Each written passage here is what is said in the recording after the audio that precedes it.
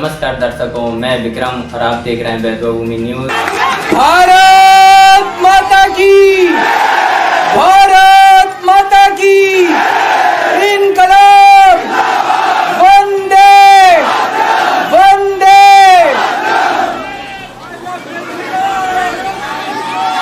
आप सब लोगों का तहे दिल से बहुत बहुत शुक्रिया।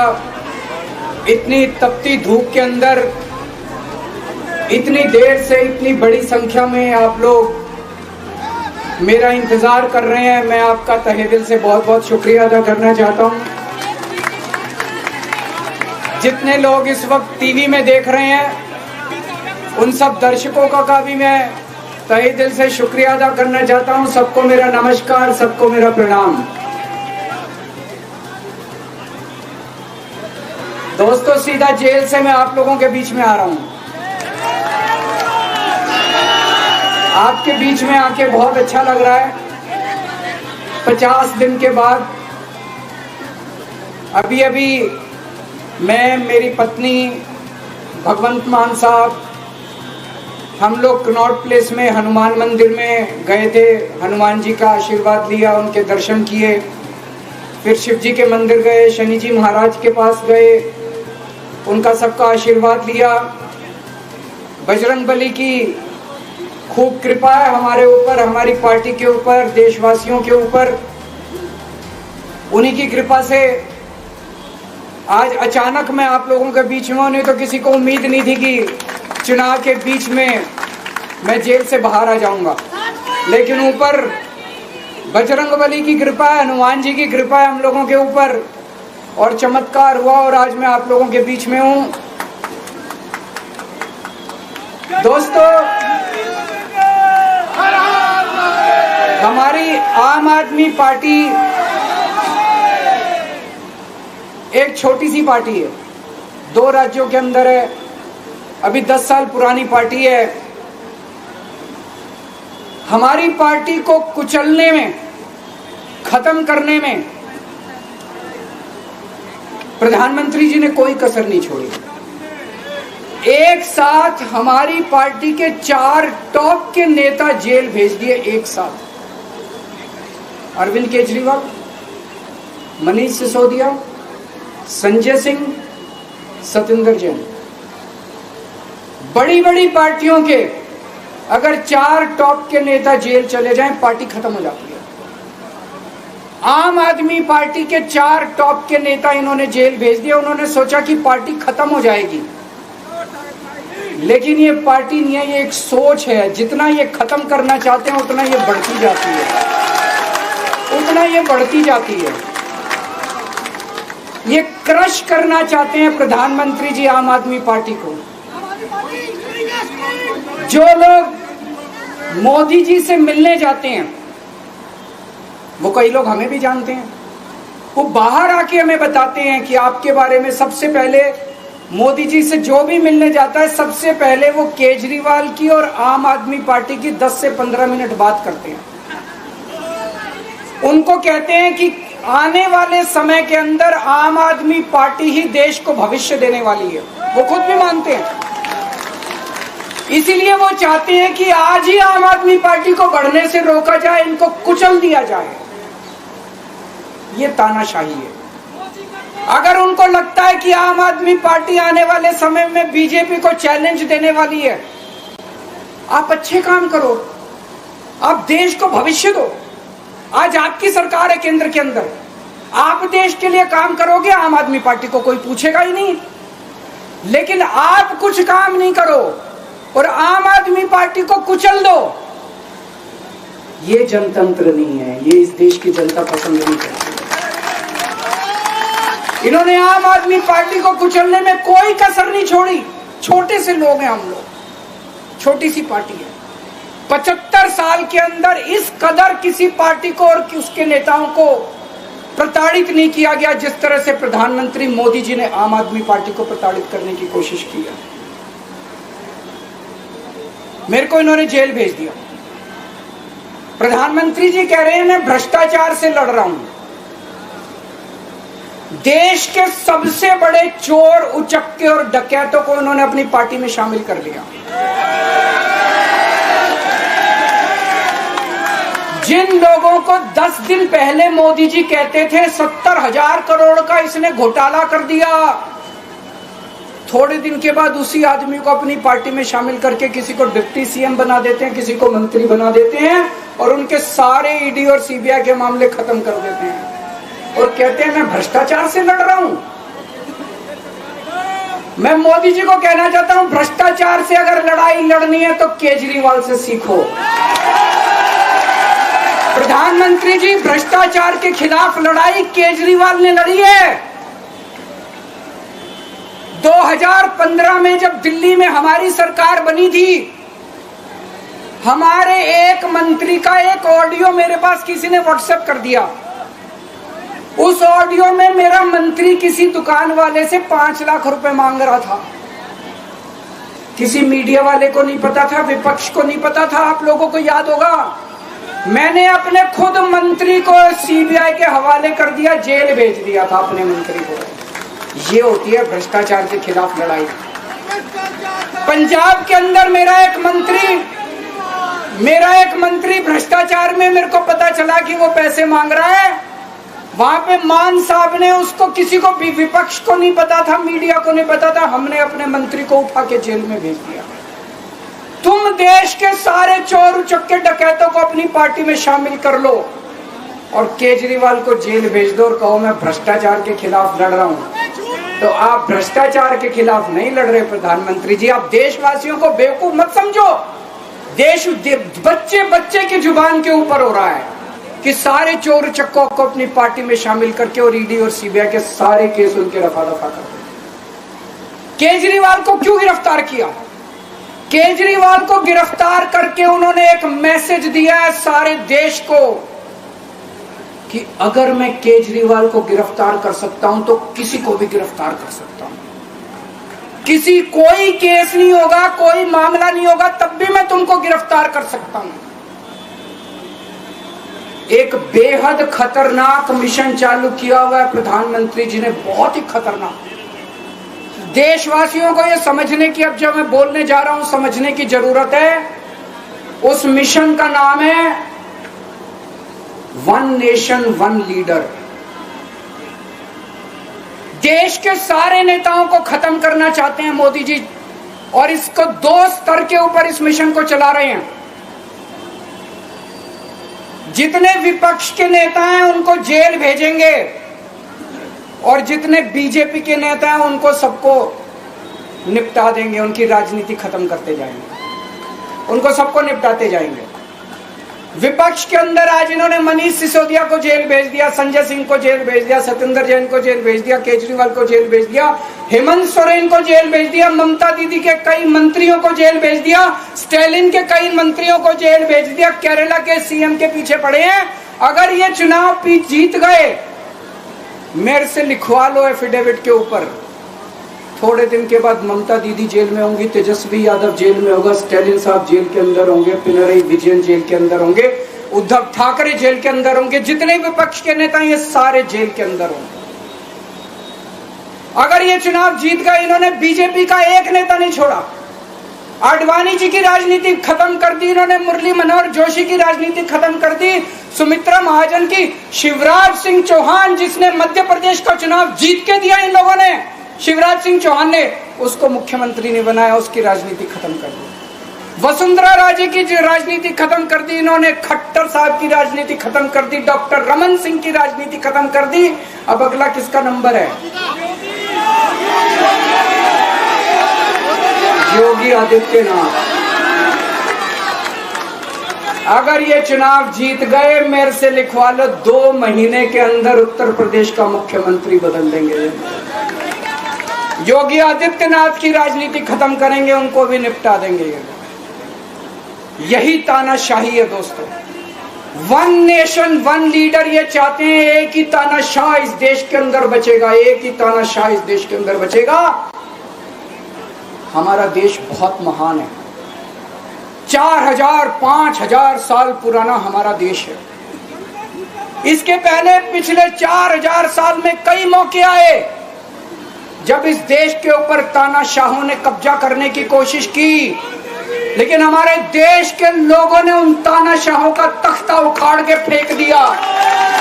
जब जब हमारे देश में ऐसा मौका आया कि तानाशाह ने हमारे देश के ऊपर कब्जा करने की कोशिश की, इस देश की जनता ने उसका तख्ता उखाड़ के फेंक दिया। आज एक तानाशाह इस देश से जनतंत्र खत्म करना चाहता है। आज एक तानाशाह इस देश से लोकशाही खत्म करना चाहता है। मैं पूरे तन मन धन से लड़ रहा हूं, संघर्ष कर रहा हूं उस तानाशाह के खिलाफ। 140 करोड़ लोगों का साथ चाहता हूं मैं। मेरे अकेले के करने से नहीं होगा। 140 आज मैं आप लोगों से भीख मांगने के लिए आया हूं। 140 करोड़ लोगों से 140 करोड़ लोगों से भीख मांगने के लिए आया हूं। मेरे देश को बचा लो, मेरे भारतवर्ष को बचा लो, मेरा भारत बहुत इस तानाशाही से बचा लो मेरे दोस्त, मेरे देश को।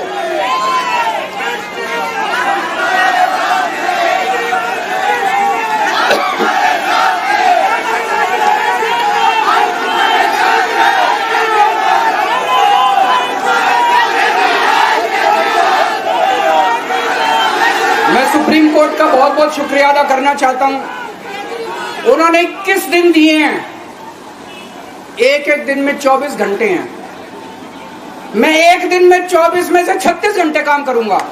पूरे देश भर में घूमूंगा इस तानाशाही को रोकने के लिए। दोस्तों, जितनी मेरे अंदर ताकत है, मेरा सब कुछ कुर्बान है देश के लिए।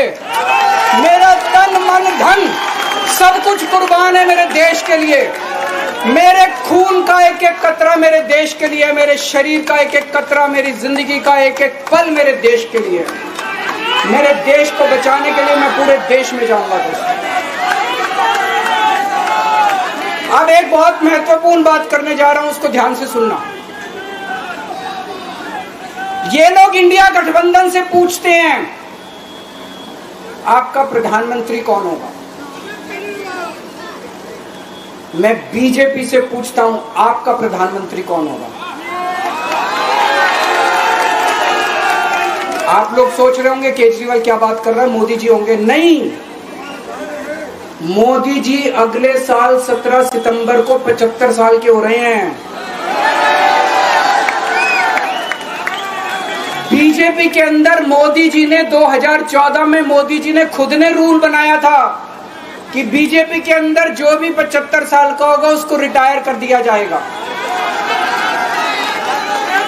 सबसे पहले आडवाणी जी को रिटायर किया गया, उसके बाद मुरली मनोहर जोशी जी को रिटायर किया गया, फिर सुमित्रा महाजन को रिटायर किया गया, फिर यशवंत सिन्हा को रिटायर किया गया। अब मोदी जी अगले साल 17 सितंबर को रिटायर होने वाले हैं। तो मैं बीजेपी से पूछना चाहता हूं आपका प्रधानमंत्री का दावेदार कौन है।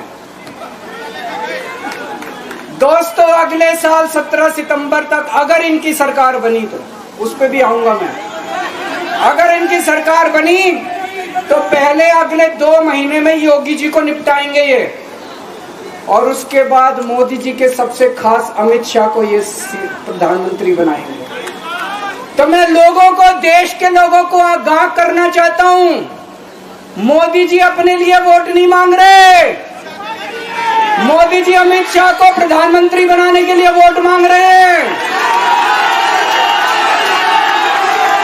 मैं पूछना चाहता हूं मोदी जी से और अमित शाह जी से, ये मोदी की गारंटी पूरी कौन करेगा? क्या अमित शाह मोदी की गारंटी पूरी करेंगे? जब आप अगर जो वैसे तो मेरे को लगता है मैं भी आऊंगा उसके ऊपर, मुझे नहीं लगता इनकी सरकार बन रही है, लेकिन जो बीजेपी को वोट देने जाएं वो ये सोच के जाना कि आप मोदी जी के नाम पे वोट नहीं दे रहे, आप अमित शाह के नाम पे वोट दे रहे।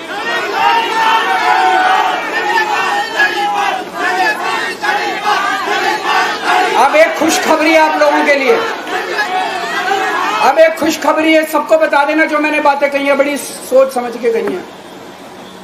वहां बैठ के यही सोच रहा था 50 दिन से।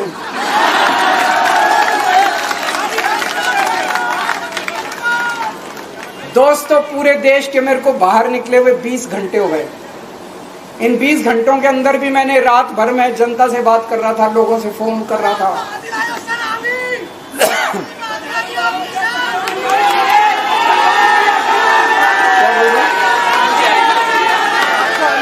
रात को आंधी आई थी।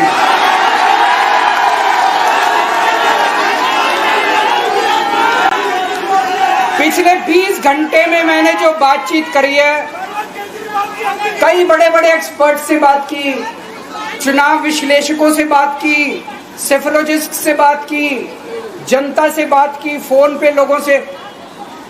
मेरा अपना आकलन है कि 4 जून के बाद इनकी सरकार नहीं बन रही, मोदी सरकार नहीं। दोस्तों, अगर मैं गलत हूं तो मेरे को बताना। हरियाणा में इनकी सीट कम हो रही है, राजस्थान में कम हो रही है, कर्नाटक में कम हो रही है, दिल्ली में कम हो रही है, बिहार में कम हो रही है, महाराष्ट्र में कम हो रही है, कर्नाटक में कम हो रही है, बंगाल में कम हो रही है, झारखंड में कम हो रही है। बढ़ कहां रही है? यूपी में कम हो रही है, बढ़ कहां रही है? बड़े एक भी जगह इनकी सीटें नहीं बढ़ रही हैं।